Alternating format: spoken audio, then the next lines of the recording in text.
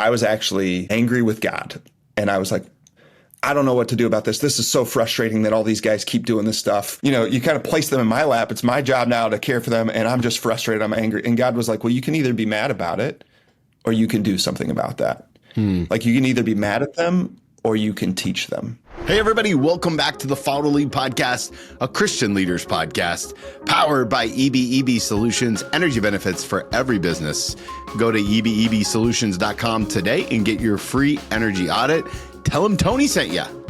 Friends, today on the podcast, I'm so excited for you to hear from Chris Freeman. Chris Freeman is the lead pastor of City Church. He's actually the founding pastor.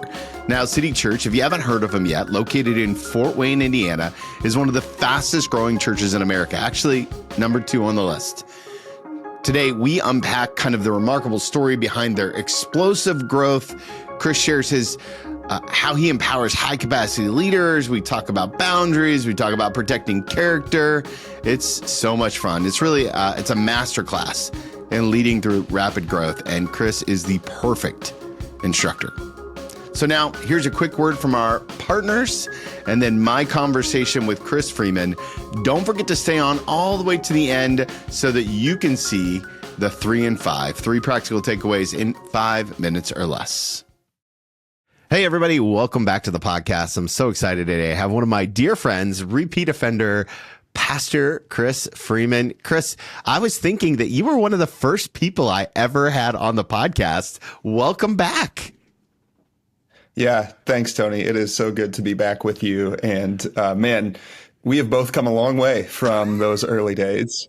Yeah. Your podcast is killing it, man. And now I'm like, back then I was a nobody. Now I'm for sure a nobody compared to the guests you're bringing on this thing on a regular basis. So yeah, but I actually had somebody from our church who's brand new to our church, just met with him last week. And so he's been doing his homework on our church, trying to learn about us. Sure. And so he was like, yeah, I was doing some Googling and trying to figure out, you know, who you are and what you're all about. And he's like, and I found this podcast from somebody named Tony Miltenberger. And no, he didn't. Really? Are you serious? Oh my gosh. This dude did a deep dive. I mean, that's like 5 years ago, maybe. I don't know. Oh, for sure. Because you were early on, and we'll link to that show in the notes if you really want to see how much we've both grown. That's crazy. Yeah, I've got a lot more gray hair. No, yeah, we both do. Amen to that. And a couple more kids actually for you. Yeah. I want to start with some exciting news that you received recently. And by you, I mean City Church was put on the list of one of the fastest growing churches in America. You're number 2 on that list, correct? Or 3? Was it 2 or 3? Number 2. Yeah. Number 2. Just found out. Can you tell us that story when you found out what you were feeling, what you were thinking? Because it's crazy to be on a list like that when you're going year over year at the clip that you guys are. Yeah, man, it was really encouraging to hear. You know, you can get caught up in that stuff if you're not too careful, and so we've tried to have the right posture and, you know, mindset around it, but at the same time, yeah, man, really, really encouraging and affirming just to see that, like, man, what we've been feeling and experiencing with this growth, yeah, it's just kind of been verified now that, like, what we are experiencing is unique and God is doing something really, really remarkable in our midst. But yeah, so we are familiar with the organization that does the research on that every year, and they collect data from, more than 10,000 churches every year in all sorts of different ways. And so we've been, volunteering our data to them just as a way to, continue to help resource the church as a whole. And didn't know if we would ever make that list or not. Thought that there was a good chance this year we would make that list after just what we've seen in our church body. But then they reached out to us and said, hey, we want to let you know you made the list. And they actually reached out to our executive pastor. Her name's Sarah. And they sent her an email and just said, hey, we want to let you know you made the list of the top 100 fastest growing churches. And we actually are writing an article on church retention and wondered if you would be willing to be interviewed for that article. Sarah came to me and she was like, hey, what do you think? And I was like, yeah, absolutely. Yeah, do the interview. And she was like, maybe you should do it. And I'm like, no, they asked you do the interview. And so So she did the interview with them. And then at the end of the interview, actually, they were like, well, once again, congratulations for making the list. And Sarah was like, yeah, that's great. Do you happen to know like what number we are on that list? And they hadn't told us yet. And it wasn't even part of the interview. And then they came back and said, yeah, let me look that up for you. Oh, you guys are number 2. You're the second fastest growing church in America right now. And so that kind of floored all of us. Again, it wasn't maybe a surprise to make the list. I thought, sure, maybe there was a good chance we'd be in the top 100, but to find out that we're the second fastest growing church in America was, just really, really encouraging and praise God, right? Like this is something he's doing and we're just thankful. There are a lot of Christian leaders who are listening to this dialogue, and they're also managing or leading big growing movements, which is one of the reasons why I wanted to have you on.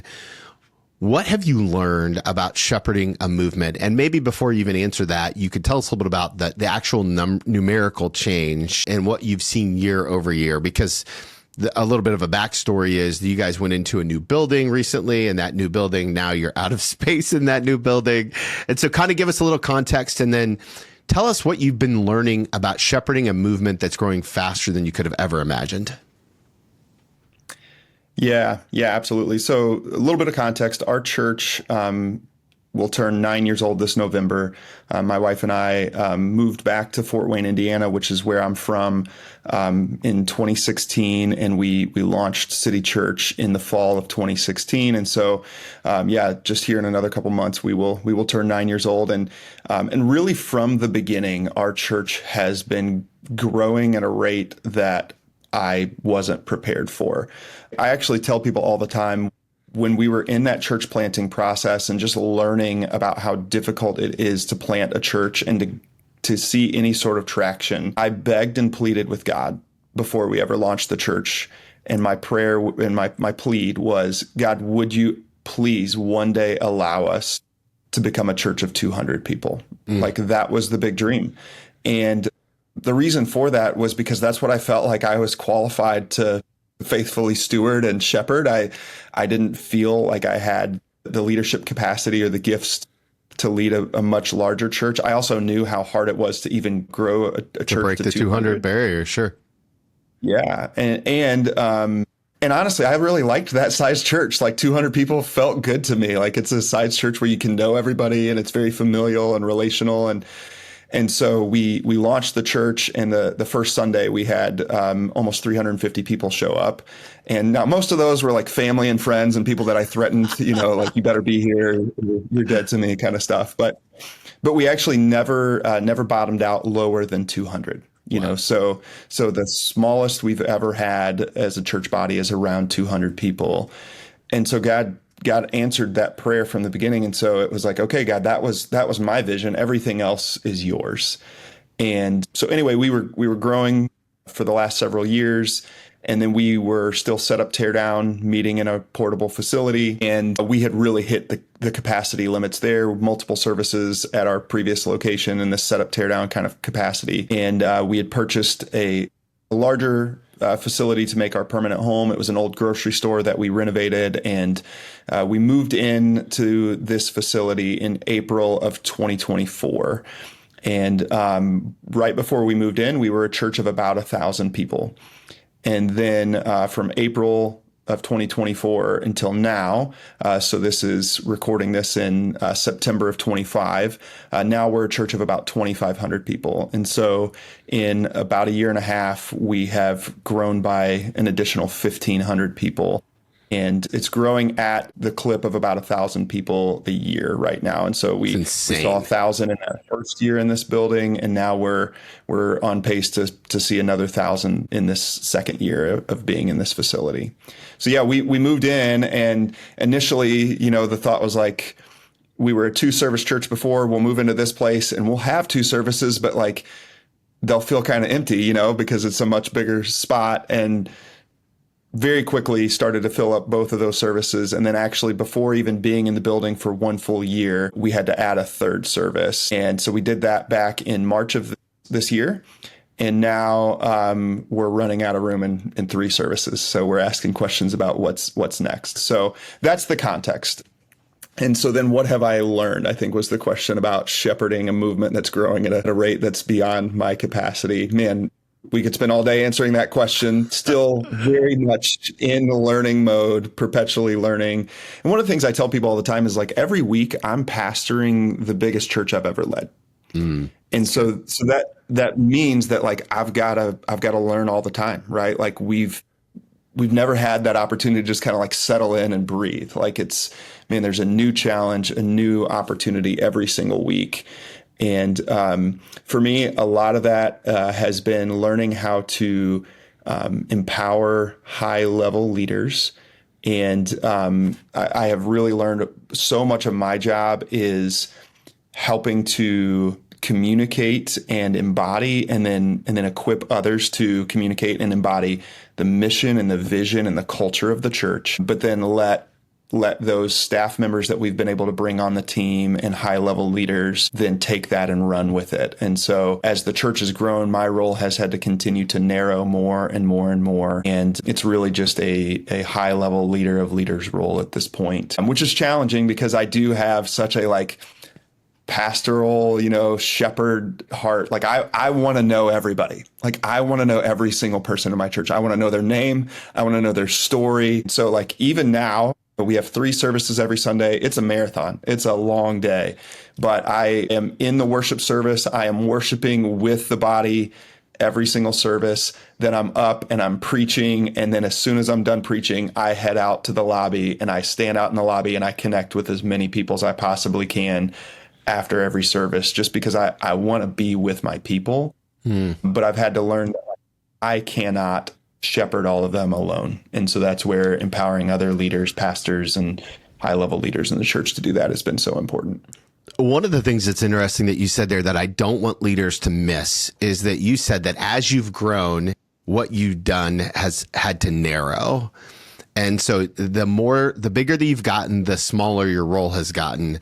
Talk to us about when you realized that was a truth that had to be held to versus I think a lot of leaders, when they come into these kind of situations, they're like, oh, my business is expanding. So now I have to expand in capacity. And they try to pull up this and they try to pull up this. When did you realize that it worked in the inverse relationship? Like, hey, we're so big. I've got to get so focused.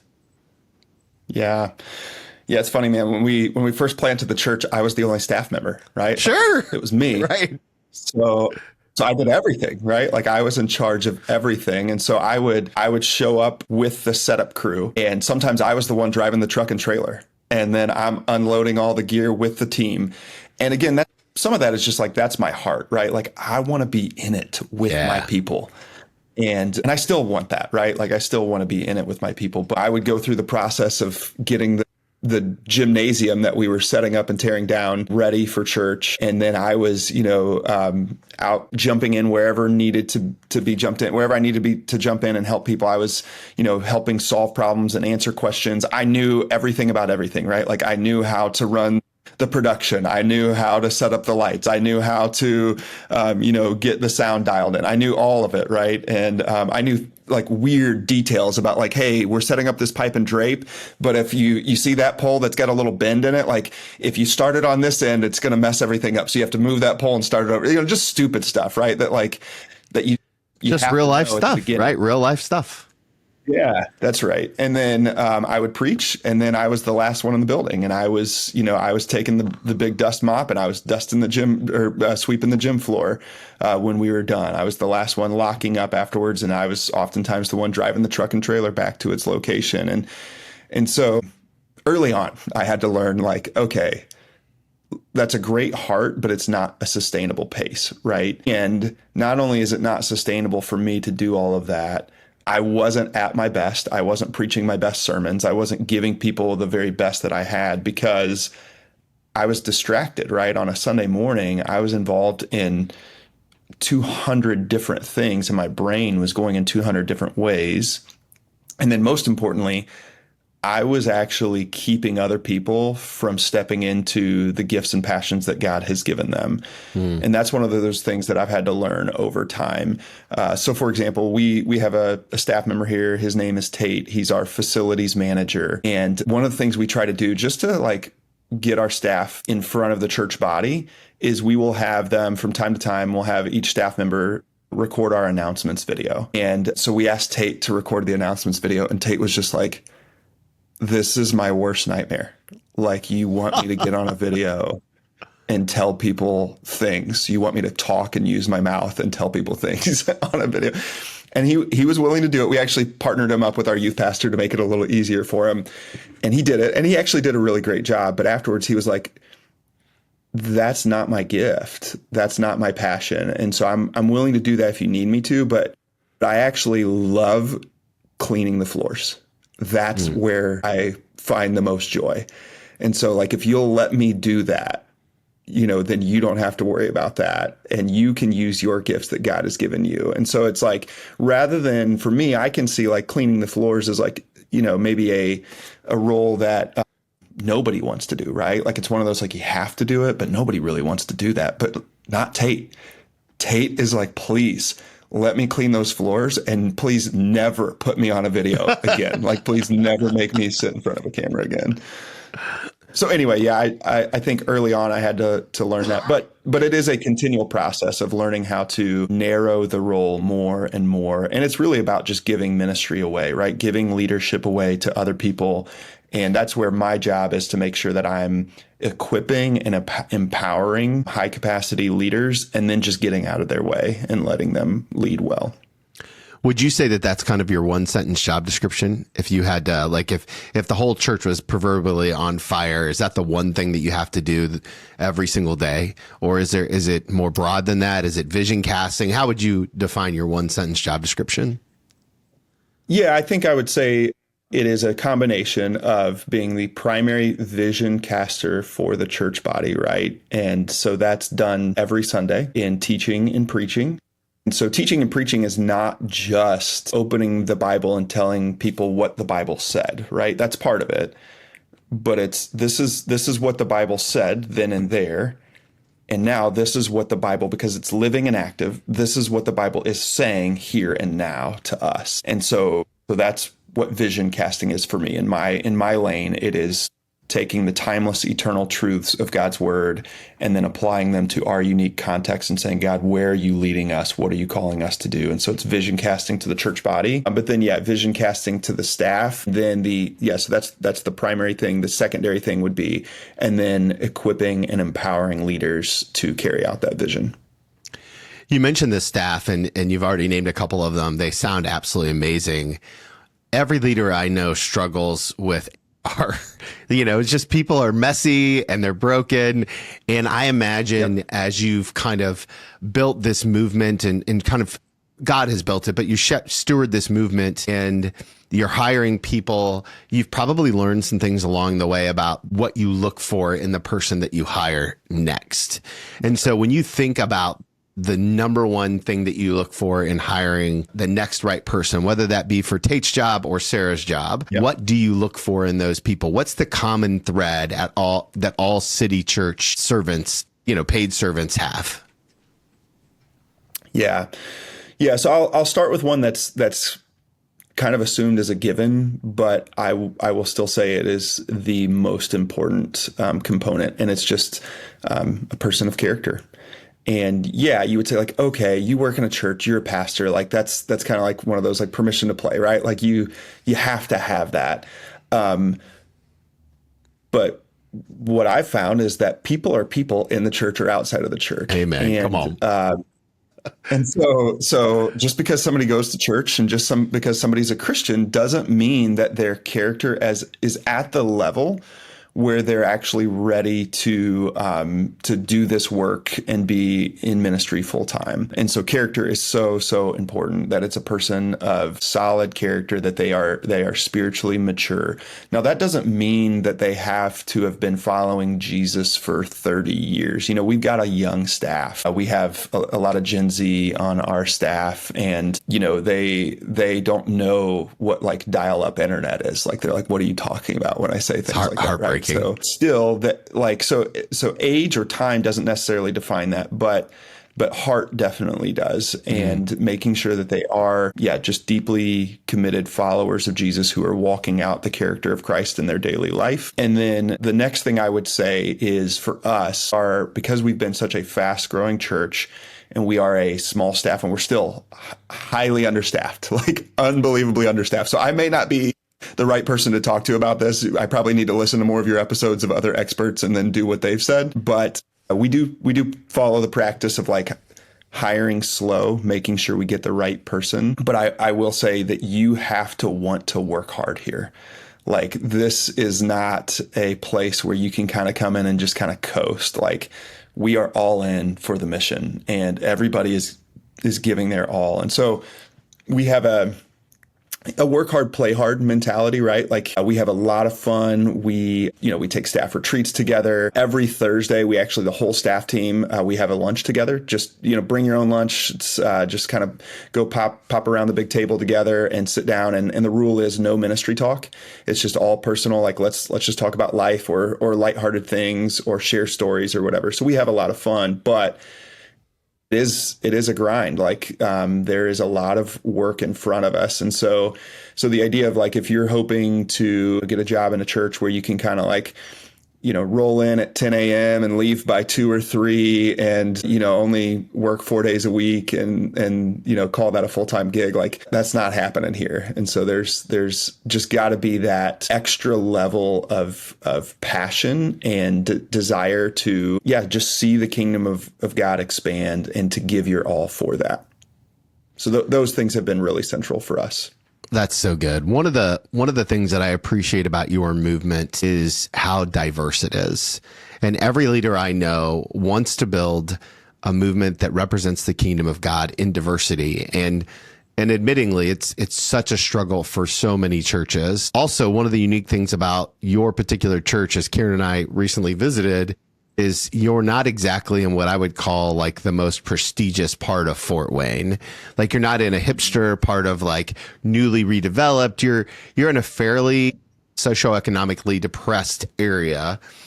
Talk to me about how you've used that as gifts and opportunities and how you unlock the code to creating a diverse church.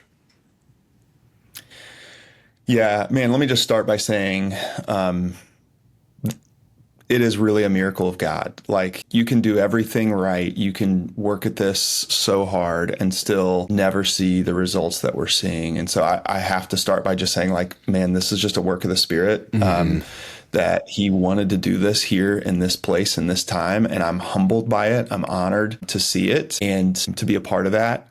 But it is also really hard work. And we are a multi-ethnic church and that's central to our vision. So, that's when I talked about earlier, like primary vision caster, like you can't attend City Church for probably more than a month without hearing me talk about in a sermon about the incredibly high value of our multi-ethnic mission as a church. And, you go to our website and you're going to see we're multi-ethnic, multi-economic, multi-generational church. That is right there on the homepage. And it's not just language, it's embodied. We are, right now we're estimating, right around 50%, Caucasian and then, 50% minority church. And then in that minority makeup, that's Black, that's, Asian, that's Hispanic, and it's also biracial. And so, we are a beautiful melting pot of the kingdom of God here. And that continues to grow more and more. One of my closest friends in our church, his name's Willie. He's an African-American and he's just been a friend of mine for a long time. He actually is by my side all day, every Sunday. And he's just a person to kind of keep an eye out on me and make sure that I'm good. And I'm not getting caught up in, challenging of conversations or whatever. And he's just such a good friend of mine. But it wasn't that long ago that I had finished preaching. I walked out into the lobby after one of our services and I'm just walking through it, just looking around, talking to people, saying hi. And he actually pulled me aside and he said, "Chris, look around." And I said, "What?" And he was the first one to notice it. He goes, "Chris, there are more people that look like me than you right now in this lobby." And I was like, wow, like that's amazing. That's amazing, right? Yeah. It wasn't that didn't see the diversity, but like he was the first one to notice it because it had become normal, right? Like for me, I'm just like, this is what our church looks like. And it's not the like, I don't see color. It's that I do see it, and seeing color is just normal now, right? Like it's just, this is who we are. And I'm just so thankful to God for that. But yeah, that's been a lot of really hard intentional work. I will say that doesn't just naturally happen. People do not naturally drift toward people who look different than them or who have a different background, different story, different culture than them. They will naturally drift toward, and this is across the board, right? Black, white, Asian, Hispanic, doesn't matter what your ethnicity or culture may be, you naturally drift toward what you are most familiar with and what looks most like you. And so it has taken a lot of really hard work from all of us over the years to really become a truly multi-ethnic church, and particularly in the Midwest. See this in big cities, and you see this across, along the coast. You will see churches of diversity and multi-ethnic churches, but to find one in the Midwest in a mid-major city in kind of what a lot of people would call like, flyover territory, more of a sleepy town, we do see it as a miracle of God. That's incredible. And one of the things I know that you've done intentionally, and you and I talked about it when we were last together, is you've created easy on-ramps to be a part of the community. There's also, though, a sense of accountability in the midst of that. And so I'm wondering if you could tell us a little bit about pushups at 6 a.m. on Thursday morning. Sure. Yeah. So this is actually, Tony, this is like my favorite thing in our church right now. So I could totally hijack this podcast and only talk about Thursday mornings for the next 3 hours if you wanted to. It's like the most life-giving thing that I get to be a part of. But can I give you the backstory of how give it all. Give it all. I was setting it up so you could knock it out. All right, here we go. So as our church has been growing rapidly, we have also been growing with an unbelievable amount of people who have never been to church before. And so we're not just growing, we're growing by reaching lost people. Tony, this year we're on track to baptize 500 people. So wow. Out of the 1,000 people that will come to our church this year, half of them are brand new believers who've never given their lives to Christ, are now giving their lives to Christ and taking those next steps of baptism. And that's a really great problem, but it is a problem when, more than half of your church has been following Jesus for less than 2 years. That's a big challenge. And what we started to see, and this isn't, brand new, we've noticed this over the years, but it's becoming an exponentially bigger challenge, is that particularly with young people that are coming here, they're not coming back to church. They're coming to church for the first time. They didn't have a background of growing up in church. Wow.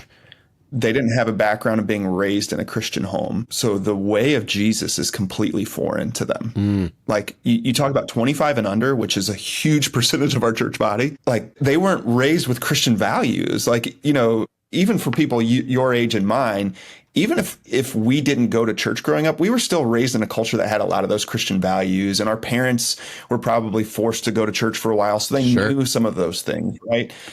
Not anymore. And so we have all these young people that are coming to our church and they're giving their lives to Christ because they're so captivated by the message of the gospel and they want to follow him, but then they don't know how.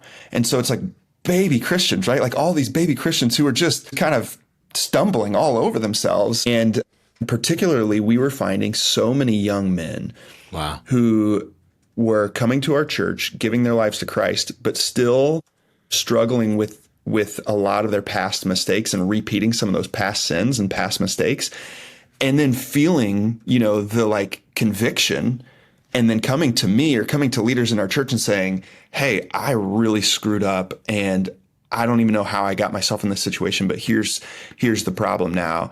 And we were doing a lot of kind of reactive ministry, where it was like, okay, now we have to do damage control. Now we have to figure out how to help these guys get out of this crisis that they're in, or repair the damage that they've done. One of my favorite stories, Tony, is that there was a young man in our church who he gave his life to Christ in our church, and he found out that I like to work out and he likes to work out, and he was like, I've got to get around Pastor Chris. So he asked me if he could work out with me, and I'm like, yeah, bro, I work out at 5:30 in the morning. If you want to do it, join me. And he started joining me for my workouts. And then one day we were out on a run and he was like, Pastor Chris, can I just ask you a question? And I said, yeah, sure. What's up? And he goes, man, I keep finding myself in the same situation over and over again in every relationship I'm in. And I'm like, well, what do you mean? He's like, well, the relationship starts off really good. I meet a girl. She seems really great. I'm trying to win her over. She decides she's willing to date me. We start dating. Things are going good. And he goes, and then things go from good to even better. We start having sex. The sex is great. And then all of a sudden, the whole thing falls apart. And he's like, and I keep finding myself doing the same thing. He goes, I don't know what I'm doing wrong. And like, he meant that genuinely. There was like, he wasn't like confessing sin here. Sure. He didn't know he shouldn't be engaging in sex with women that he's dating, right? Like he didn't know. Nobody taught him that yet. And so he's a brand new baby Christian. And I was like, well, brother, I think I can help you out. Like, I think I know the solution to your problem, right? So anyway, we were having that kind of situation over and over and over again. And so finally, in a moment of prayer, I was actually angry with God. And I was like, I don't know what to do about this. This is so frustrating that all these guys keep doing this stuff. And you've put them, you kind of place them in my lap. It's my job now to care for them. And I'm just frustrated. I'm angry. And God was like, well, you can either be mad about it or you can do something about that. Like you can either be mad at them or you can teach them. You can help them. And so out of that, myself and a handful of other male leaders in our church, mature men of God, got together. We started brainstorming and we came up with a class called Act Like Men. And we developed this class in-house, wrote the curriculum for it. And then the concept was so crazy, so off the wall that everybody was like, that'll never work. And I was like, I think it's going to work. We got to try it.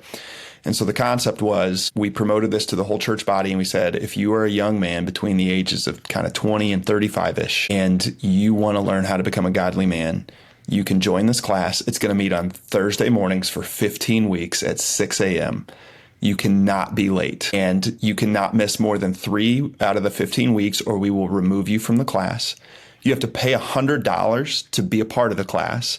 And now we reinvest all of that money back into them in lots of different ways. Sure. Actually, we don't make any money on the class, right? Right. We lose money on it. But the $100 was skin in the game, right? Like You're going to sign up, you're going to pay so that by week 5, when you're no longer excited to wake up at 5 a.m. and get to class by 6, you're going to remember I paid $100 for this. I want to get there. And we're going to teach you how to be godly men. And so last year we did it for the first time. We had 60 young men sign up for this class. And 58 out of the 60 completed the class. Wow. And we had 20 leaders come alongside them. And so the model is I teach for about 20 to 30 minutes. We have 15 different topics that we cover on answering the question, what does it mean to be a godly man? I teach that, and then they go and they get into small groups with 2 leaders and 6 guys, and they sit in those small groups and unpack that teaching, and they get vulnerable with each other, and they rub shoulders with other guys who are wanting the same things. They're forming real relationships with other men who want to be godly men and mentors who are godly men. And then over the course of those 15 weeks, their lives are changed and transformed. So that was last year. We did it last fall, and then we rolled it out again this fall. And now I've got 100 men and 30 leaders walking through this class right now. And you had asked about the push-ups. So there's accountability here, right? If one guy is late, everyone gets push-ups. And so we're holding them accountable to being responsible, right? And part of being responsible is just showing up on time. And so we say, look, I'm giving you this time. I'm honoring you by pouring into you during this time. So honor me by being here on time so that you don't miss it. Honor your leaders who are showing up on time by being here and being a full participant in what's happening. And so last week was week 3, and it was the first week that we had one guy show up late. And so at the end of the teaching, before they went into small group, we all went out to the lobby, all 130 of us, and we dropped down and we did 25 push-ups. But one of the things that I always say is there's no shame in being late. Actually, like we all celebrated and clapped for the guy who showed up late, because the courage it took for him to say, if I show up late, everybody has to do push-ups, but I still want to be there. So I'm still going to come. And so we don't shame you for it. We just hold you accountable. And the reason why everybody does push-ups is because as a man, if I'm irresponsible in any way, it doesn't just affect me. it affects everyone around me, right? As a husband, as a father, if I am irresponsible in any way, if I don't follow through on a commitment that I made, it doesn't just impact me, it impacts everyone around me. And so we're trying to instill that in these young men, that when you fail to fulfill your responsibilities and your commitments, it's not just hurting you, it's hurting everyone around you. And so we're going to come around you. We're all going to do the push-ups together. And last year, it took about 3 or 4 times before all the guys started looking at each other in group and saying, I don't want push-ups next week. You don't either. Let's be here on time. And we start with 25, then it'll go to 30, then 35. And by the time you hit 50 push-ups in a row is a lot of That's push-ups. a lot. That's a lot. That's more than a couple. Nobody wants to do that. And so anyway, but yeah, man, it's just been so beautiful to see. I will say this. If you show up at 6 a.m., you want to be there. Yeah. And that's why it's the most life-giving thing for me. These guys come hungry, man. They have their Bibles open, journals open. They are taking notes. They are leaning in and they are soaking this up. They want to know how to be godly men. And our goal is just to come alongside them and help them do that. And so it's been really beautiful to see. One of the things I appreciate about you is your character. And there are a lot of leaders who are listening who are currently riding waves that feel big and much bigger that they're not qualified for. And in those moments, coping mechanisms can be a real problem. And, you and I have seen it in the church world. We've seen it in the business world, is that when things are going really well, some of us are most likely to make really bad decisions. And so I'm curious if you could kind of give a picture of what you do to protect your character from leading you to a place that you don't want to be. Yeah. Yeah, absolutely. That's a really good question and something that I think about all the time. I don't know if it's just because of the day we live in where we have social media in front of us all the time, but Tony, it feels like, man, every week I see another church, another pastor, have some sort of crazy moral failure and their world comes crashing down. And again, when you fail in your responsibilities, it doesn't just impact you, right? It impacts everyone around you. And so for me, I think it starts with just being aware that that could be me at any moment, right? To have enough humility to say, I'm not above this, that I'm a human being who is susceptible to sin. And if I'm not careful, really grievous sin. And so it starts there, right? Just being aware of that. And then secondly, for me, I have just learned that the only way for me to avoid that is to live an incredibly disciplined life in many different ways. And so I have a whole lot of structure in my life, an unbelievable amount of structure. And it's just the only way for it to work. And so that starts with, I wake up very early every day. I'm up at 5 or before every single day of the week. I'm working out 4 to 5 days a week early in the morning with other men. It's men who we are not just working out physically, but we're also pushing each other spiritually. We're sharing what's going on in our lives with each other. We're praying together. We're holding each other accountable. We're speaking into each other's lives. And so that's how my day is starting every day is with other men pushing physically. And then it's also a daily practice of being in the Word and spending time in prayer, having that rhythm. And that for me is an early morning rhythm again. That's before I hit the ground running in my work. And as a pastor, I will say, and I know every pastor is different, but for me, it has to be a reading plan. And so I do the read through the Bible every year plan. And the reason for that is I know myself well enough to know that if I don't, all of my reading will somehow be informing my sermon. Yeah, of course. And my devotions will just turn into sermon prep. And now I will say sermon prep should be a deeply spiritual thing, right? And so it should be doing a deep work in your own heart. But I need something separate from that that's not tied to a sermon, where I'm not tempted to be oh, that's good for somebody else. And instead just be this is for me. God, this is your word for me right now. I'm doing this to meet with you. And this has nothing to do with a sermon or anything I'm going to teach. And so having that rhythm every single morning is incredibly important for me. And then just, having a full life is also part what helps me, I think. I know Matt Chandler talks about this a lot, that like men make really dumb decisions when they have too much time on their hands. Come on.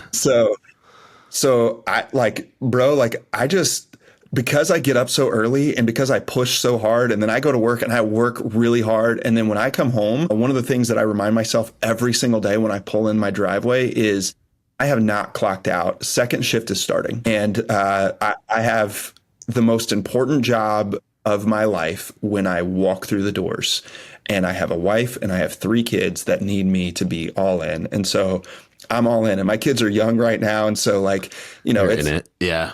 getting down on the living room floor and wrestling with my son. And even my 4-year-old daughter, she's wanting to start getting into some of that with me, you know, so she'll jump on my back, and it's, you know, it's physical. You're exerting energy that way. But then even with my 12-year-old, she's at the stage where like she needs help with her homework. And it's like, oh man, this is hard for me too. You know, like, oh, I'm trying to remember that level of math. It's like, man, we're doing that, you know, every evening, and you're running kids to places. And so every night my head hits the pillow tired, like really tired. And I think that's so important, right? That like I go to bed early, dude. Like I go to bed. My goal is actually to be in bed by 9 p.m. Like it doesn't always happen. That's my goal. I want to be in bed by 9 p.m. Like we do the bedtime routine with the kids, and then I'm like, I'm done. And I don't go out. Like a lot of people look at my life and be like, your life's really boring. I love it. I love the life that I have, but I'm not going out. I'm not staying up late. I don't go downstairs. I don't even watch TV, man. Like I couldn't tell you what's popular on television these days. I don't know. I just have too many more important things in my life. I'd rather spend that time with my family. I'd rather be outside in the front yard playing catch with my son. And so that's part of it too, right? Is like physically exhausting myself to the point where like a lot of that temptation is just removed because it's like, man, I don't even have the energy for it. But then the last thing I will say is, and I think this is actually the most important piece, is accountability. Yeah. And so I have an elder team in our church that has complete and total access to my life in every way. I am an elder, but we all collectively are elders. And so I'm accountable to them. And we're all mutually accountable to each other, but I am accountable to them, and they can ask me any question they want. They can dig into anything they want at any time, and they can challenge me in any way at any time. And just giving them that permission and that freedom to do that has been so life-giving for me. And then I also will say, I think every pastor needs someone outside of their church body that they can also have accountability with. Because there are still going to be times where you may feel some like, am I ready to go to my elder team about that right now? You know, like there's going to be that tension. I've always tried to lean into that, but it's also, let's just be honest about it, right? Like this is your livelihood, right? Like if you're a pastor in a church, this is your livelihood. And so there will be that wrestle of like, man, can I or should I? And depending on the quality of your elder team and the level of relationship you have with them or whatever that authority structure in your church body may be. For me, it has also been so healthy to have a friend outside of our church. And so for me, that has been who I would call my best friend, Matt. Matt and I met in college at Taylor University, Fort Wayne. And when we first met, we did not like each other at all. We were complete opposites in every way. Around the same time that Matt and I met a girl named Madison. And Madison was different than any other girl I'd ever met. And I did not have a good track record with relationships prior to Madison. And I knew this one was going to be special if she would give me a chance.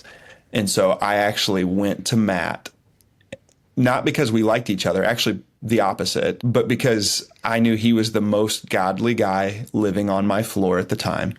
And I just said, Matt, I think I'm going to start dating this girl, Madison. And I have had a terrible track record when it comes to dating relationships, and I need some accountability. Would you be willing to do that? And Matt at the time didn't like me at all. So he was like, absolutely. I would love to be all up in your business and call you out and, you know, just give you a hard time every single day and hold you accountable in every way.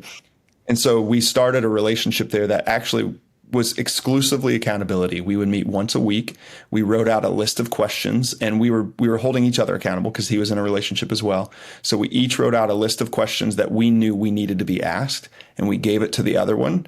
And then the last question we would ask each other in that accountability meeting was, did you lie about the answer to any question that you were asked today? And that way you had to double down, man. Like if you lied, you had to lie twice.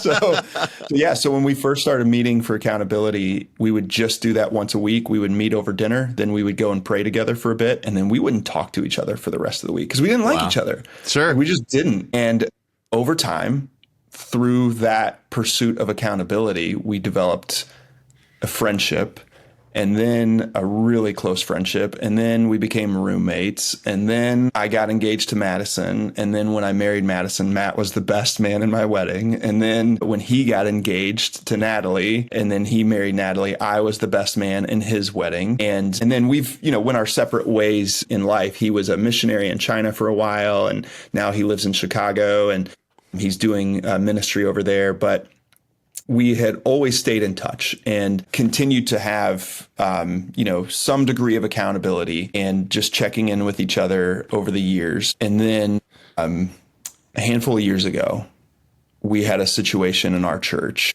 that was really, really hard. And we had an elder who we had to remove, and it was public because of a moral failure. Mm-hmm. And that was actually, to this date, the hardest thing I've ever had to walk through in ministry, because this was not only an elder, but this was one of my closest friends in my life, and our families were very close, and it was unbearable. It was the most difficult thing I've ever experienced in ministry, and it was a wake-up call to me that this could happen to me, that this could happen to anyone. And so like that week, I picked up the phone and I called my friend Matt and I said, hey, our accountability is still there, but it's been pretty informal. And I said, I feel like from this point forward, never again. Like it's got to be completely structured. Yeah. And so every 2 weeks, Matt and I hop on a Zoom call for an hour, and we are all up in each other's business, and we are holding each other accountable and digging into the heart matters, the deep rooted stuff of life. And that's happening later today. So at 4 p.m. today, Matt and I are getting on that call, and we're digging into accountability for each other out of love, right? Because we genuinely love each other. Yeah. And this is over 20 years now, right? So like, there's nothing Matt doesn't know about me. There's nothing that's going to surprise him. There's no issue in my life that Matt's going to be like, oh my gosh, like there's just a level of depth there that I know, like I can be 100% vulnerable with him with anything whatsoever. And same thing for him with me. And so I would say that is the most important piece of the puzzle, is making sure you have those rhythms. That's so good. And listen, I know it's easy for a lot of you who are listening right now to think that only applies to ministry people, but I do enough executive coaching that there are so many leaders out there who would benefit from just having a friend outside of their work. There's so many of the guys that I talk to in coaching that just don't have anyone that's not connected to them, that isn't dependent upon them, and, livelihood. Just like Chris said, you can see the parallels there. So be sure to draw them. And again, let me just challenge you to find somebody who can help hold you accountable and lean into that. So that's so good, Chris. I have one more question for you, but before I ask it, where can people learn about you? Where can they learn about your church? Maybe they're in the Fort Wayne area, or they're somewhere else and they want to learn from what you guys are doing. Where are the best place to learn all things Chris? Yeah. Man, over here in the Midwest, it's like I said, we're kind of flyover territory. It's kind of hard to find us. And sometimes it feels like we're still stuck like way behind the rest of the world. I was almost tempted to be like, yeah, you can find my MySpace page if you want. But no, man, our website is forthecity.com. And so you can go there and find us. We're on YouTube. You can subscribe to City Church Fort Wayne on our YouTube channel, and we live stream every Sunday. So if you want to, see who we are, what we're all about there, you can find us there. I'm also on Instagram and Facebook, and I think my Instagram handle is chris.s.freeman, and my Facebook I think is actually the same. So you can find me on those places as well. Of course, we'll link to all that on the show notes. Yeah. But Yeah, or in person. City Church is at 5300 Decatur Road in the southeast side of Fort Wayne, and right off US 27. You'll see us there. It's And we beautiful. have 3 services to choose from every Sunday. So right now, those are at 8:15, 10, and 11:45 a.m. But That's so good. yeah. That's so good.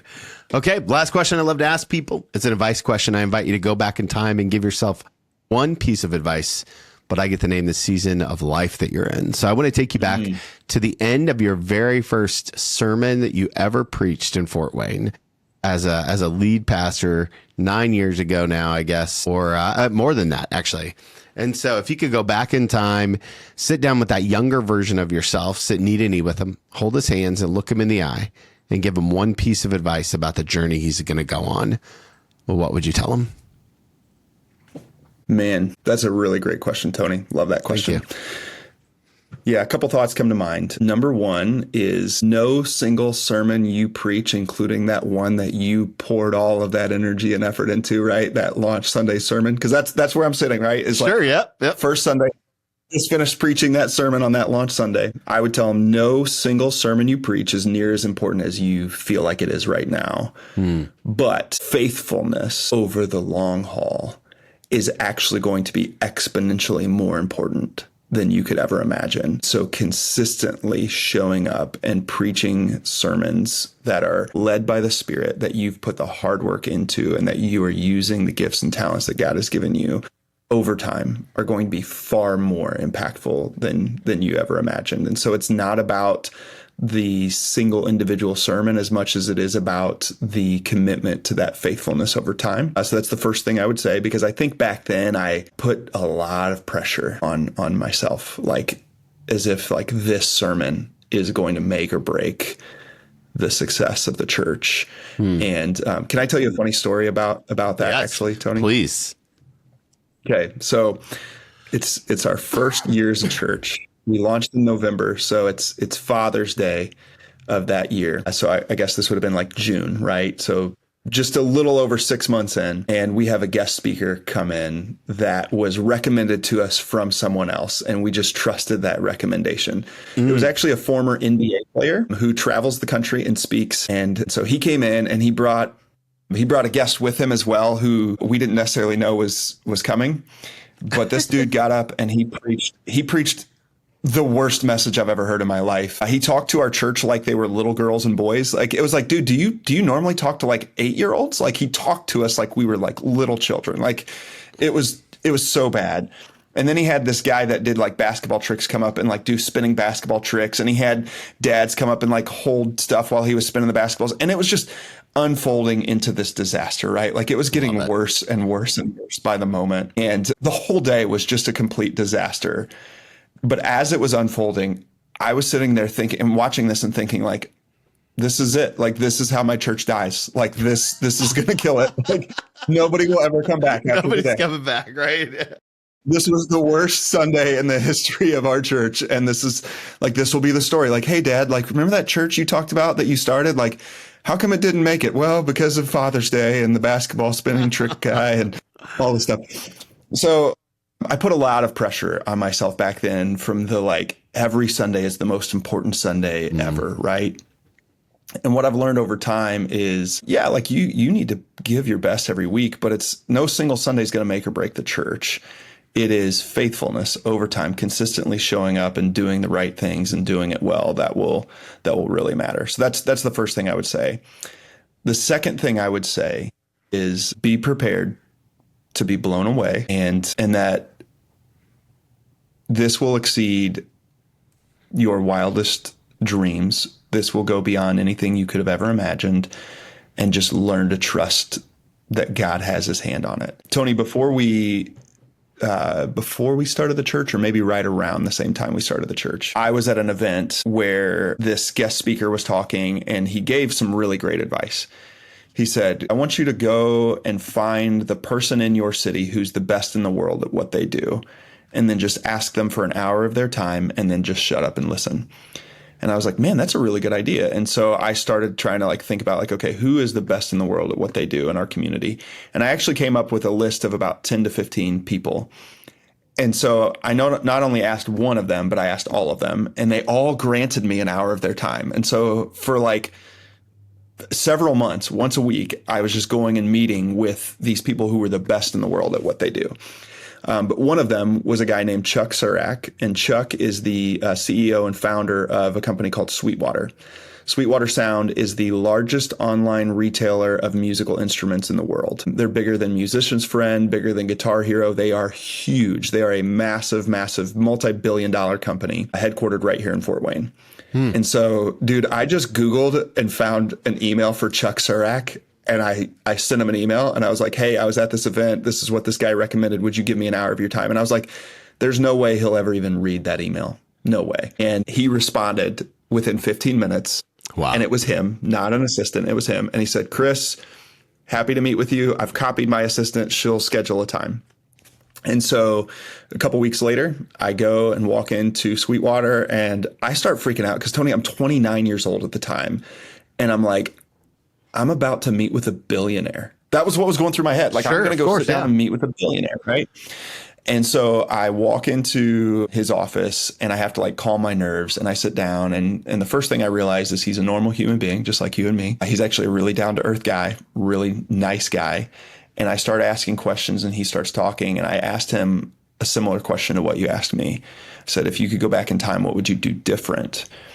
And his response was, I would have dreamed bigger. And I'm like, Chuck, what do you mean dream bigger? You're the biggest. Like, you're the biggest. And he goes, no, he goes, you're right. He said, but I never dreamed this big. And he said, so I actually ended up costing myself a lot of money because we would build buildings and then we would outgrow them right away. Wow. And then we'd have to go even bigger. He was like, this thing became far bigger than I could have ever dreamed. And he said, I wish I would have dreamed bigger. And I held on to that. And now as I think about our church, I think back and I'm like, same thing. Like, not that I want it to be bigger than it is, or that I'm dreaming like it could be even more than it is now. I'm so grateful. But I go back to that Chris who was dreaming of a church of 200. And I go, man, I wish I would have dreamed bigger, just because I would have been able to maybe anticipate what God was going to do. But either way, that would be my advice, is dream bigger. So good. Chris, thank you for being such a good friend. Thank you for your willingness to be generous with your time and giving us so many nuggets to hold on to. I'm praying for what God's going to continue to do in your church. And let's not let it be 300 episodes before we talk again. Let's do this more often. Absolutely. There's a lot to learn here, man. I appreciate you. Yeah, likewise, Tony. Hey, real quick, I'll just say, man, you are killing it. This podcast is amazing. And just watching your journey too has been remarkable. And you are blessing so many people through this. So keep up the great work. And I look forward to being a continual listener as well. So thank you. Hey, everybody. Welcome to the end of the podcast. Thanks for making it all the way to the end. Here are the 3 practical takeaways in 5 minutes or less. Number 1, empower and equip leaders. If you want rapid growth, if you want city church growth, it happens when leaders trust other leaders to hold on to and reproduce the vision. It's not just enough to lead through it, but you have to own it. You have to hold it. You have to be willing to walk with it. So number 1, empower and equip leaders. Number 2, character over competence. I love the way Chris talked about this. The truth is that skill may attract followers, but integrity sustains influence.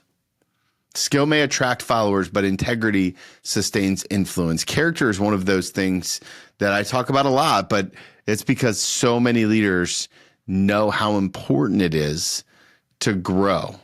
If you want to grow well, you grow with character. Number 3, stay accountable and faithful. Right? True leadership longevity comes from relationships. It comes from accountability, and it comes from consistent faithfulness over time. Meaning kind of like what Chris was talking about. You have to keep showing up. You have to keep meeting with people. You have to keep leaning in for accountability and faithfulness. All right, let's revisit them one more time. Number 1, empower and equip leaders. Number 2, character over competence. Number 3, stay accountable and faithful. That's our 3 and 5. Well, friends, thank you so much for staying all the way to the end of today's podcast. If there's anything I can do for you, I'm incredibly easy to find. Tony@twmilt.com is my email. And hey, speaking of emails, don't forget to sign up for our email list. Comes out every single week. Next year, we're going to have some incredible content that we're sharing there that's going to go hand in glove with the podcast. So you're going to want to make sure you hit it. So until next time, remember, if you want to follow Jesus, you must be willing to move.